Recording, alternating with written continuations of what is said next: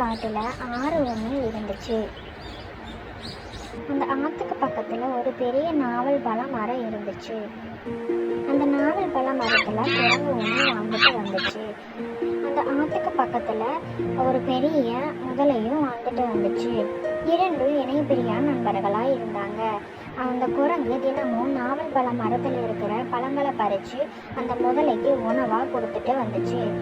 அந்த முதலையும் தினமும் பழங்களை சாப்பிட்டு சந்தோஷமாக வாழ்ந்துட்டு வந்தாங்க. அப்புறம் அந்த மீதி இருக்கிற பழங்களை தன்னுடைய மனைவிக்கு எடுத்துட்டு போய் கொடுத்து 2 பேரும் சந்தோஷமா சாப்பிட்டுட்டு வந்தாங்க. ஒரு நாள் அந்த மனைவிக்கு இப்படி சொல்லிச்சாமா, என்னங்க, இதையே சாப்பிட்டு சாப்பிட்டு எனக்கு வெறுத்து போச்சு. இந்த பழங்கள் எனக்கு பிடிக்கவே இல்லை.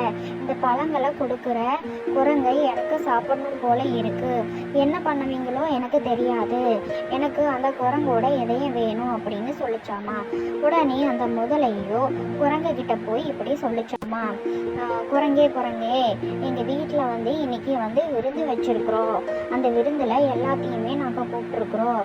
நீயும் வா, உன்னையும் கூப்பிட்டு வர சொல்லி என்னுடைய மனைவி சொல்லி அனுப்பியிருக்கிறான் அப்படின்னு சொல்லிச்சாமா. உடனே அந்த குரங்கு என்னால் எப்படி இந்த ஆற்றை தாண்டி அந்த கரைக்கு வர முடியும், என்னால் நீந்தி வர முடியாது அப்படின்னு சொல்லிச்சாமா. உடனே அந்த முதல்ல நீ ஏன் கவலைப்படுற, உன்னை கூட்டிகிட்டு போகிறதுக்கு தான் நான் வந்திருக்கிறேன். உன்னை நான் நீ என்னோட முதுகில் ஏறிக்கோ, உன்னை நான் பத்திரமா அந்த ஆற்றை தாண்டி கூட்டிகிட்டு போகிறேன் அப்படின்னு சொல்லி முதுகில் ஏற சொல்லிச்சாமா.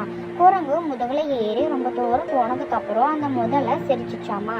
குரங்கு ஏன் சிரிக்கிற அப்படின்னு கேட்டதுக்கு, முட்டாள் குரங்கே, உன்னை நான் என்னோட வீட்டில் விருந்துன்னு சொல்லி கூட்டிகிட்டு போகல, என்னோட மனைவிக்கு உணவாக்குறதுக்கு தான் உன்னை கூட்டிகிட்டு போயிட்டுருக்குற அப்படின்னு சொல்லி சிரிச்சிச்சாமா.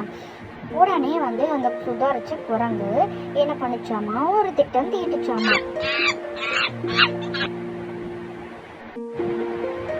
அப்புறம் அந்த குரங்குக்கு ஒரு யோசனை தோணி உடனே அந்த முதலைக்கிட்ட இப்படி சொல்லிச்சாமா, இதை நான் முதலையே சொல்லியிருந்தேன்னா உனக்கு அங்கேயே நான் கொடுத்துருப்பேன்ல. என்னோட இதயத்தை துவைச்சி காய போட்டு மரத்தில் தொங்க விட்டுட்டு வந்திருக்கிறேன். நீ நட, அங்கேயே போகலாம், என்னை கொண்டு போய் அந்த மரத்துக்கிட்ட விடு, உனக்கு நான் அந்த இதயத்தை எடுத்து தரேன் அப்படின்னு சொல்லிச்சாமா. அந்த முதலையும் சரி, நான் உன்னை கூட்டிகிட்டு போகிறேன் அப்படின்னு சொல்லிட்டு அந்த மரத்துக்கிட்ட கூட்டிகிட்டு போச்சாமா. அந்த மரத்துக்கு பக்கத்தில் போக ஆரம்பித்ததும் குரங்கு அந்த தாவி மரத்தில் போய் ஏறி உட்காந்துருச்சாமா.